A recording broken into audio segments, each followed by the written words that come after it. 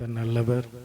இந்த நாளிலும் கூட சங்கீத பகுதியை குறித்து நாம் தியானிக்கும்படியாக இருக்கிறோம். வேதத்திலே மிகவும் தலை சிறந்த ஒரு புத்தகம் சங்கீத புஸ்தகம். இந்த சங்கீத புஸ்தகத்திலே 150 சங்கீதங்கள் உள்ளன. இந்த சங்கீத புஸ்தகம் பரிசுத்த ஆவியானுடைய உபதேச புஸ்தகம். இது தேவனுடைய பரிசுத்த ஸ்தலத்திற்கு நம்மை அழைத்து செல்கிறது. நாம் தேவனை குறித்து அறிந்து கொள்ளவும் தேவனோடு ஐக்கியமாக இருப்பதற்கும் சங்கீத புஸ்தகத்தில் உள்ள ஒவ்வொரு வார்த்தையும் நமக்கு மிகவும் பிரயோஜனமாக இருக்கும். சங்கீதம் என்றால் பாடல் என்று அர்த்தம். வேதத்திலே தேவனுடைய மனிதர்கள் தேவனை பாடி துதித்து ஆராதித்தார்கள். அவர்கள் பரிசுத்த ஆவியிலே நிறைந்தவர்களாய் இந்த சங்கீதங்களை அவர்கள் எழுதினார்கள். எபிரேய பாஷையிலே சங்கீத புஸ்தகத்தை தெகிலியம் என்று அழைக்கிறார்கள். தெகிலியம் என்பதற்கு தேவனை துதிப்பது, தேவனை ஆராதிப்பது என்று அர்த்தமாம்.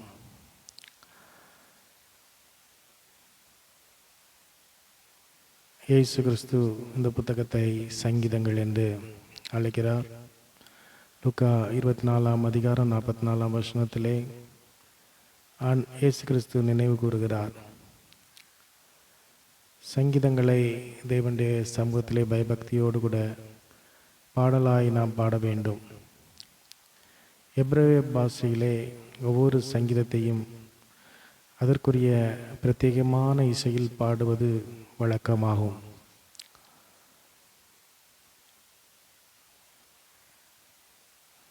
சங்கீதம் நாம் வாசிக்கும் போதும் அதை தியானிக்கும் போதும் தேவனுடைய ஆவியினாலே அதனுடைய அர்த்தங்களை நாம் புரிந்து கொண்டால் அது நமக்கு மிகுந்த ஆசீர்வாதமாக இருக்கும். இஸ்ரவேல் ஜனங்களுடைய வாழ்க்கையிலே சங்கீத புஸ்தகம் மிகவும் ஒரு முக்கிய இடத்தை அது பிடித்திருந்தது. அவர்களும் நம்மை போலவே சந்தோஷமான சூழ்நிலைகள், துக்கமான சூழ்நிலைகள், எல்லா சூழ்நிலைகளிலும் அவர்கள் தேவனை உயர்த்தி பாடினார்கள். சங்கீதம் 34:1 தாவீது சொன்னது போல, கர்த்தரை நான் எக்காலத்திலும் ஸ்தோத்தரிப்பேன், அவர் துதி எப்போதும் என் வாயில் இருக்கும் என்று. நம் சங்கீதங்களை பாடி தேவனை துதிக்கும் போது தேவ மகிமை, தேவ பிரசன்னத்தை நாம் உணர முடியும். ஒவ்வொரு சங்கீதத்திலும் தேவனுடைய மனிதர்கள் ஆவிக்குரிய ஆலோசனைகள், ஆவிக்குரிய காரியங்களை நமக்கு வெளிப்படுத்தியிருக்கிறார்கள். கிறிஸ்துவின் வசனம் உங்களுக்குள்ளே சகல ஞானத்தோடும் பரிபூர்ணமாக வாசமாயிருப்பதாக. சங்கீதங்களினாலும் கீர்த்தனைகளினாலும் கிறிஸ்துவின் வசனம் உங்களுக்குள்ளே சகல ஞானத்தோடும் பரிபூர்ணமாய் வாசமாயிருப்பதாக.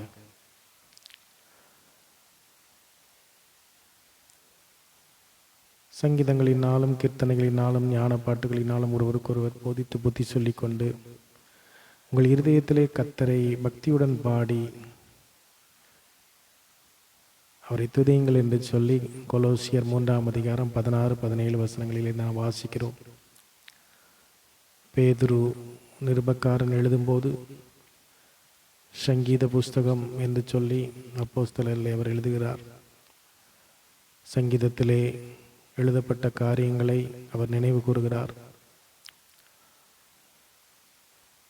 சங்கீத புஸ்தகத்தின் ஆசிரியர்கள் அநேகராயிருந்தாலும் தேவ ஆவியினாலே அவர்கள் எழுதினார்கள். ராஜாக்கள் அதை எழுதினார்கள், இசைக்கலைஞர்கள் அதை எழுதினார்கள், நியாயாதிபதிகள், ஆராதனை வீரர்கள், இந்த சங்கீதங்களை தொகுத்து கொடுத்தார்கள். சில சங்கீதங்களை எழுதின தெய்வ பிள்ளைகள் யார் என்று நமக்கு தெரியாது. ஒரு சங்கீதத்தை மோசே எழுதியிருக்கிறார், 90ஆம் சங்கீதம். இதிலே தெய்வ மனுஷனாகிய மோசேயின் ஜெபம் என்று சொல்லப்பட்டிருக்கிறது. ஆசாப் என்ற ஒரு ஆராதனை வீரரும் அவர் சங்கீதங்களை குறித்து சங்கீதத்தை அவர் எழுதியிருக்கிறார். இஸ்ரவேல் ஜனங்கள் பாபிலோன் சிறையிருப்பில் இருந்தபோது அவர்கள் எருசலேமை நினைத்து பாடின சங்கீதங்கள் வேதத்திலே இடம்பெற்றிருக்கிறது. இந்த சங்கீதங்களை தேவன் கொடுத்ததற்கு ஒரு முக்கிய நோக்கம் உண்டு. தேவன் நம்முடைய ஆவி ஆத்மா சரீரத்தை உயிர்ப்பிக்க வேண்டும் என்று சொல்லி தேவன் நமக்கு கொடுத்திருக்கிறார். இந்த சங்கீதத்தை வாசிக்கும்போது அது நம்மோடு பேசுகிறதாய் காணப்படுகிறது. நம்முடைய ஆவி ஆத்மா சரீரம் உயிர் பெறுகிறது. நம்முடைய ஜீவிதத்தின் ஒவ்வொரு பகுதியிலையும் கர்த்தரையே சார்ந்திருக்க வேண்டும். நம்முடைய வேண்டுதல்களையும் விண்ணப்பங்களையும் நாம் கர்த்தருடைய நாமத்தில் ஏறெடுக்க வேண்டும். கர்த்தருடைய சமூகத்தில் நாம் பயபக்தியோடு வந்து அவரை துதிக்க வேண்டும். அவருக்கு ஸ்தோத்திர பலிகளை இட வேண்டும் என்றுதான் இந்த சங்கீதங்கள் எழுதப்பட்டிருக்கிறது. வேதத்திலே தேவனுடைய ஆளுகை, தேவனுடைய அதிகாரம், தேவனுடைய வல்லமை ஆகியவற்றை குறித்து நமக்கு தெளிவாக எழுதப்பட்டிருக்கிறது. இந்த சங்கீத புஸ்தகத்திலே தேவன் நமக்கு அவருடைய சுவாபத்தை குறித்து வெளிப்படுத்தியிருக்கிறார். நம்முடைய ஆவி ஆத்மா சரீரத்துக்கு தேவையான பலத்தை குறித்து இந்த சங்கீத பகுதி நமக்கு விளக்குகிறது. தேவன் விரும்புகிற பலி காளையோ எருதோ புறாவோ அல்ல, உதடுகளின் கனியாகிய ஸ்தோத்திர பலியை அவர் விரும்புகிறார். ஆகவே நம்முடைய வாயை திறந்து தேவனை துதிக்கும் போது நம்முடைய வாழ்க்கையிலே அநேக ஆசீர்வாதங்களை நாம் பெற்றுக்கொள்ள முடியும். பழைய ஏற்பாட்டு காலத்திலே பலிகளும் காணிக்கைகளும் ஒளிந்து போயின. ஆனாலும் கர்த்தருடைய வார்த்தையும் நம்முடைய பிரமாணமும் நித்திய காலமாய் நிலைத்து நிற்கிறது. பழைய ஏற்பாட்டு நாட்களிலே தேவன் மோசே மூலமாய், ஆரோன் மூலமாய் ஆசரிப்பு கூடாரம், பலி, பாவ நிவாரணம், தேவனோடு ஐக்கியமாதல் போன்ற காரியங்களை வெளிப்படுத்தியிருந்தார். ஆனால் சங்கீதக்காரன் தேவனுக்கு துதி பலியை செலுத்த வேண்டும், ஆராதனை செலுத்த வேண்டும் என்பதை குறித்து நம்மோடு கூட அவர் விளக்கப்படுத்தியிருக்கிறார். தேவனுக்கு நாம் பலியையும் காணிக்கையும் செலுத்தி நம்முடைய பக்தியை நாம் வெளிப்படுத்துவதற்கு பதிலாக தேவனுக்கு கீழ்ப்படிந்து தேவனுக்கு ஆராதனை செய்து நம்முடைய துதியினாலும் ஸ்தோத்திரத்தினாலும் நம்முடைய கிரியையினாலும் கர்த்தரை உயர்த்த வேண்டும் என்று சொல்லி சங்கீதம் நமக்கு வெளிப்படுத்துகிறது. சங்கீத புஸ்தகத்திலே கர்த்தராகிய இயேசு கிறிஸ்துவை குறித்து தெளிவாக சொல்லப்பட்டிருக்கிறது. இயேசு கிறிஸ்து விசுவாசத்திற்கு அஸ்திபாரமாகவும் சபைக்கு மூளைக்கல்லாகவும் இருக்கிறார் என்று சொல்லி சங்கீத புஸ்தகத்திலே தீர்க்க தரிசனங்கள் அடையாளமாக சொல்லப்பட்டிருக்கிறது. கிறிஸ்துவினுடைய பாடுகள், கிறிஸ்துவினுடைய மகிமை போன்ற காரியங்கள் வெளிப்படுத்தப்பட்டிருக்கிறது. வேத வாக்கியங்கள் எல்லாம் நம்முடைய ஆவிக்குரிய ஜீவித்திற்கு பிரயோஜனமானவை. வேத வாக்கியத்தின் மூலமாக தேவனை பற்றிய வெளிப்பாடுகளை நாம் பெற்றுக்கொள்கிறோம். வேத வசனங்களை நமக்கு தெய்வீக வெளிச்சமாக இருக்கிறது. நாம் தேவனோடு கூட ஒரு உடன்படிக்கையை செய்வதற்கு சங்கீத புஸ்தகம் நமக்கு பிரயோஜனமாக இருக்கிறது. சங்கீத புஸ்தகம் பாடல்களாக இயற்றப்பட்டிருக்கிறது. யோபு, சங்கீதம், நீதிமொழிகள், உன்னத பாட்டு, பிரசங்கி போன்ற புத்தகங்கள் எல்லாம் பாடல்கள் தொகுப்பிலே அது வருகிறது. கத்தோலிக்க திருச்சபையிலே அவைகள் திருப்பாடல்கள் என்று அழைக்கப்படுகின்றன. அதற்குரிய ராகத்தோடு பாடுவது யூதர்களுடைய வழக்கம். நமக்கு ராகத்தை குறித்து சரியாக தெரியாதபடினாலே நமக்கு தெரிந்த ராகத்திலே பாடல்களாக பாடுகிறோம். சங்கீதங்களை குறித்த வியாக்கியானங்களை நாம் செய்கிறோம். சங்கீதம் என்பது ஆவிக்குரிய ஒரு பொக்கிஷமாய் காணப்படுகிறது. சங்கீத புஸ்தகத்திலிருந்து நாம் எவ்வளவு எடுத்து பிரசங்கம் பண்ணினாலும் பிரசங்கம் பண்ணி கொண்டே இருக்கலாம். சங்கீதம் என்பது தேவனை துதிக்கிற பாடல். அதை வாசிக்கும்போது நமக்குள்ளே ஒரு உற்சாகம் வருகிறது, நம்முடைய ஆத்மா உயிர் பெறுகிறது. தேவனுடைய ஊழியக்காரர்கள் சங்கீத புஸ்தகத்தில் உள்ள வசனங்களை விசுவாசிகளுக்கு வாசித்து உபதேசம் பண்ணி அவர்களை ஆவிக்குரிய சத்தியத்திலே வழி நடத்துகிறார்கள். கர்த்தருடைய பரிசுத்தவான்கள் எல்லாருமே சங்கீத புஸ்தகத்தை நாம் வாசிக்கும் போது நம்முடைய ஆவி, ஆத்மா, சரீரத்திலே ஒரு உயிர் மீட்சி உண்டாகிறது. தேவனுக்கும் மனுஷனுக்கும் இடையே இருக்கிற ஒரு ஐக்கியத்தை சங்கீதம் நமக்கு வெளிப்படுத்துகிறது. கர்த்தருடைய பிள்ளைகளாகிய நாம்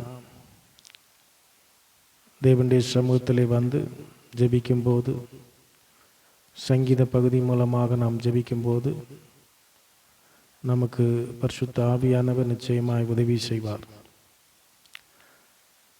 தாவீதின் சங்கீதங்கள் நம்முடைய இருதயத்தை ஆட்கொள்கிறதாய் காணப்படுகிறது.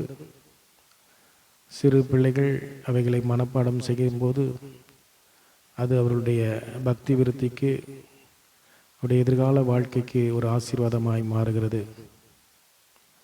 நம்முடைய ஆவிக்குரிய வாழ்க்கையில் ஒவ்வொரு நாளும் சங்கீதத்தை நாம் வாசித்து தியானிக்கும் போது நம்முடைய வாழ்க்கையிலே ஒரு புது பலன், ஒரு புது வல்லமை எழும்புவதை நாம் காண முடியும். நாம் ஆண்டவருக்கு ஸ்தோத்திரங்களையும் துதி பலிகளையும் செலுத்தும் போது அவர் அதிலே பிரியப்படுகிறவராய் காணப்படுகிறார். அவர் தம்முடைய இரட்சிப்பை வெளிப்படுத்துவார் என்று சொல்லி சங்கீதம் 50:23 நாம் வாசிக்கிறோம். பழைய ஏற்பாட்டு காலத்திலே கர்த்தருடைய தெய்வ மனிதர்கள் சங்கீதங்களை பாடி தேவனை ஆராதித்தார்கள். புதிய ஏற்பாட்டு திருச்சபையிலும் சங்கீத பகுதி என்பது ஆராதனையினுடைய ஒரு முக்கிய பாகமாக காணப்படுகிறது. சங்கீதம் 150 சங்கீதங்களை உள்ளடக்கியதாக இருக்கிறது. இந்த 150 சங்கீதங்களையும் 5 பாகங்களாக நாம் பிரிக்க முடியும். ஆமீன் என்றோ அல்லேலூயா என்றோ முடிவு பெறும் பாகங்களின் விவரமாவது. முதல் பாகம் சங்கீதம் 1ஆம் சங்கீதத்திலிருந்து 41ஆம் சங்கீதம் வரைக்கும் குறிப்பிடப்படுகிறது. 2ஆம் பாகம் சங்கீதம் 42 72 வரைக்கும் குறிப்பிடப்படுகிறது. 3ஆம் பாகம் சங்கீதம் 73 89 வரைக்கும். 4ஆம் பாகம் சங்கீதம் 90 106 வரைக்கும். 5வது பாகம் சங்கீதம் 107 150 வரைக்கும். சங்கீதத்தை 5 பிரிவுகளாக பிரிப்பதற்கு முக்கிய காரணம் என்னவென்றால், மோசே எழுதின ஆகமங்கள், ஆதியாகமம், யாத்ராகமம், லேவியராகமம், உபாகமம், எண்ணாகமம் என்று சொல்லி 5 ஆகமங்களை அவர் எழுதியிருக்கிறார். அதே போல் இந்த சங்கீதமும் 5 ஆகமங்களாக அது எழுதப்பட்டிருக்கிறது. அது நம்முடைய ஆத்மாவோடு பேச வேண்டும். நம் தேவனோடு பேசுவதற்கு சங்கீதத்தில் உள்ள வார்த்தைகளை நாம் பயன்படுத்த முடியும்.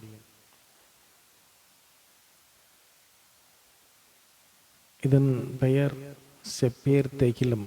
இதன் அர்த்தம் துதிகளின் புஸ்தகம் என்று அர்த்தம். சுமார் கிறிஸ்துவுக்கு முன் 1500 450 காலகட்டங்களிலே பாபிலோனிய தேசத்திலும் இஸ்ரவேல் தேசத்திலும் சங்கீதக்காரர்கள் சங்கீதங்களை ராகத்தோடு ஏற்றினார்கள். அநேக சங்கீதங்களிலே அந்த சங்கீதங்களை ஏற்றியவருடைய பெயர்கள் காணப்படுகிறது. 100% சங்கீதங்களை இயற்றியவர்கள் பெயர் தெளிவாக நமக்கு இல்லாவிட்டாலும் சில சங்கீதங்களிலே முக்கியமாக எழுதப்பட்டிருக்கிறது.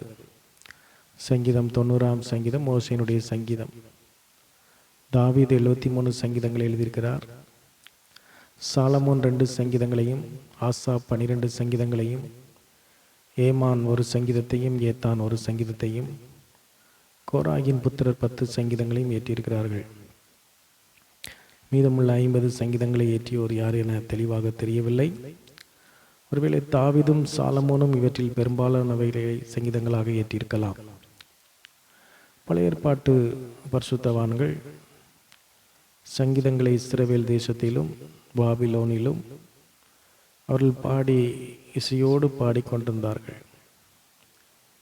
எஸ்ரா என்று சொல்லக்கூடிய ஒரு பரிசுத்தவான் இந்த சங்கீதங்களை எல்லாம் ஒரு புஸ்தகமாக தொகுத்தார். அதன் பெயர் ஷெப்பேர் தெஹிலம். இதன் அர்த்தம் துதியின் புஸ்தகம். எபிரேயர் இந்த புஸ்தகத்திலே 150 சங்கீதங்கள் உள்ளன. இது 5 பிரிவுகளாக பிரிக்கப்பட்டுள்ளது. சங்கீத புஸ்தகத்திலே உள்ள புள்ளியியல் விவரம் வேதத்திலே இந்த 19வது புஸ்தகம்தான் சங்கீத புஸ்தகம். பழைய ஏற்பாடு மற்றும் புதிய ஏற்பாடு சேர்ந்ததுதான் வேத புஸ்தகம். இந்த 19வது புஸ்தகமாக இந்த சங்கீத புஸ்தகம் இருக்கிறது. மொத்தம் 150 சங்கீதங்கள். மொத்த வசனங்கள் 2461. நிறைவேறிய திக்க தரிசனங்கள் 160. நிறைவேற வேண்டிய திக்க தரிசனங்கள் 274. வரலாற்றை குறிக்கும் வசனங்கள் 2027. கேள்விகள் 164. கட்டளைகள் 413. தேவனுடைய கிரியைகள் 338. பொருத்தனைகள் 124. துதியின் வாக்கியங்கள் 174. மனக்குறைவை அறிவித்தல் 118. யூதர்களை பற்றிய சத்தியங்கள் 72. தேவனை பற்றிய சத்தியங்கள் 865. தேவனுடைய வார்த்தைகளை பற்றிய காரியங்கள் 235. சாட்சிகள் 182. வாக்குத்தத்தங்கள் 97. மேசியாவை பற்றிய சத்தியங்கள் 128. ஆசீர்வாதங்கள் 281. சங்கீதக்காரரை பற்றிய குறிப்புகள் 190. நீதியின் கிரியைகள் 78. துன்மார்க்கர் கிரியைகள் 101. பாவங்கள் 233. விண்ணப்பங்கள் 582. விண்ணப்பத்திற்கான காரணங்கள் 187. சங்கீதங்களை பிரிக்கும் முறை. சங்கீத புஸ்தகத்தில் 150 சங்கீதங்கள் உள்ளன. இவற்றை 4 அடிப்படையில் பிரிக்கலாம். முதலாவது பிரிவு தலைப்புகளின் அடிப்படையில் பிரிக்கும் முறை. இரண்டாவது பிரிவு பொருள் அடிப்படையில் பிரிக்கும் முறை. மூன்றாவது பிரிவு ஆசிரியரின் அடிப்படையில் பிரிக்கும் முறை. நான்காவது பிரிவு பஞ்சாகம அடிப்படையில் பிரிக்கும் முறை. தலைப்பு அடிப்படையில் 16 பிரிவுகளாக பிரிக்கலாம். நீதிமான்களுடைய சங்கீதங்கள் 9. 15, 84, 91, 92, 101, 112, 128, 131. இயேசு கிறிஸ்துவை பற்றிய சங்கீதங்கள் 19. சங்கீதம் 2, 8, 16, 21, 23, 40, 41, 45, 48, 68, 69, 72, 89, 102, 110, 118. நெருக்கத்தின் ஜபங்கள் 20. 3, 4, 6, 12, 13, 17, 25, 27, 31, 38, 43, 56, 57, 70, 80, 109, 120, 123, 130, 143. நியாயத்தீர்ப்பின் சங்கீதம் 1, 50. நியாயத்தீர்ப்புக்காக ஜபங்கள் 11. சங்கீதம் 5, 7, 28, 35, 58, 59, 79, 82, 83, 94, 140. துதியின் சங்கீதங்கள் 24, சங்கீதங்கள் 29, 65, 66, 75, 95, 100, 103, 105, 107, 117, 134, 136, 145, 150. துதித்து ஜெபிக்கும் சங்கீதங்கள் 11, சங்கீதங்கள் 9, 19, 30, 33, 64, 67, 71, 86, 106, 138, 144. நம்பிக்கையின் சங்கீதங்கள் 6, சங்கீதம் 11, 20, 61, 63, 125, 127. துன்மார்க்கரின் சங்கீதங்கள் 2, சங்கீதம் 10, 35. மீட்பின் சங்கீதங்கள் 4, சங்கீதம் 18, 34, 124, 126. தேவனுடைய சங்கீதங்கள் 8, சங்கீதங்கள் 24, 93, 111, 113, 115, 121, 139. ஜெபமும் சாட்சியும் சங்கீதங்கள் 6, சங்கீதம் 26, 39, 16, 129, 137, 142. போதக சங்கீதங்கள் 20, சங்கீதம் 14, 32, 37, 42, 44, 49, 52, 55, 60, 73, 74, 76, 78, 81, 88, 108, 133. ஜப சங்கீதங்கள் 4, சங்கீதம் 51, 85, 90, 141. சியோனின் சங்கீதங்கள் 3, சங்கீதம் 87, 122, 132. தேவனுடைய வார்த்தையின் சங்கீதம் 1, சங்கீதம் 119. இரண்டாவது பிரிவு பொருள் அடிப்படையில் பிரிக்கும் முறை. போதக சங்கீதங்கள் 27, வழிபாட்டு சங்கீதங்கள் 9, துதித்து சோத்திரிக்கும் சங்கீதங்கள் 33, மனம் வருந்தி மன்னிப்பு கோரும் சங்கீதங்கள் 8, ஜப சங்கீதங்கள் 26, நம்பிக்கையின் சங்கீதங்கள் 18, சாபமிடும் சங்கீதங்கள் 6, வரலாற்று சங்கீதங்கள் 16, தேவாலய சங்கீதங்கள் 29, யாத்திரிக சங்கீதங்கள் 10, சிறு பிரயாண சங்கீதங்கள் 15, புதிய சங்கீதங்கள் 9, ராஜரிக சங்கீதம் 8, மனக்குறையை அறிவிக்கும் சங்கீதம் 8, அல்லேலூயா சங்கீதங்கள் 22. ஆசிரியரின் அடிப்படையில் பிரிக்கும் சங்கீதம். தாவீது 75, ஆசா 12, கோராகின் புத்திரர் 10, ஏமான் 1, சாலமோன் 2, மோசே 1, ஏத்தான் 1. இயற்றியவரின் பெயர் தெரியாமல் தலைப்பு மட்டும் 17 சங்கீதங்களும், இயற்றியவரின் பெயரோ அல்லது தலைப்போ அற்றவை 33 இப்படியாக இருக்கிறது. நான்காவது பிரிவு பஞ்சாகம அடிப்படையில் பிரிக்கும் முறை. ஆதியாகம சங்கீதம் 1 முதல் 41 சங்கீதங்கள் 41, யாத்ராகம சங்கீதம் 42 முதல் 72 வரைக்கும் உள்ள சங்கீதம் 31,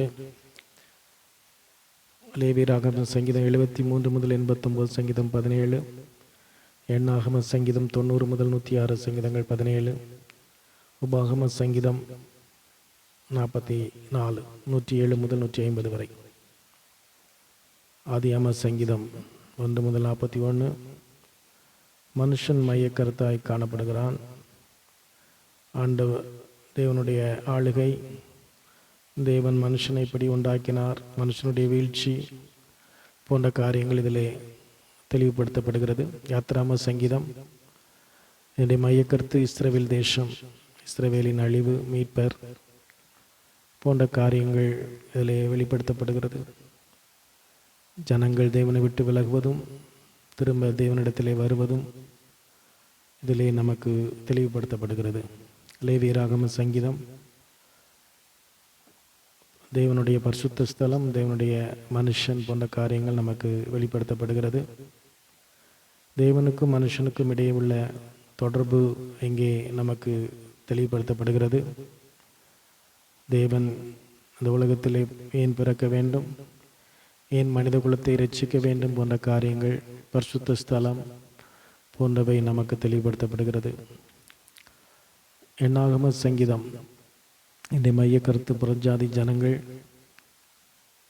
தேவன் எப்படி அவர்களுக்கும் இரட்சிப்பை கொடுக்க முடியும், அதே நேரத்திலே யூத ஜனங்களுக்கும் தேவன் தம்முடைய இரட்சிப்பை எப்படி கொடுக்க முடியும் என்பதை தெளிவுபடுத்துகிறது. இஸ்ரவேலுடைய பிரயாணம் வனாந்திரத்திலே ஆரம்பமாயிற்று.